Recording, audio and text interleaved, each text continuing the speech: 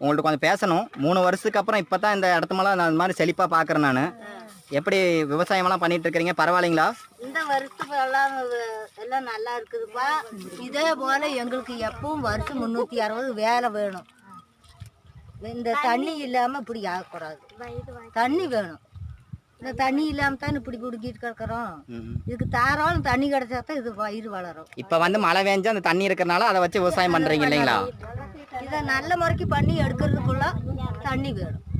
இப்போ அதுக்கு நம்ம என்ன பண்ணணும்னு நினைக்கிறீங்க? அதுக்கு என்ன பண்ணணும்? தண்ணி கொண்டாந்து கொடுக்கணும். தண்ணி எங்கிருந்து கொண்டாந்து கொடுக்கணும்?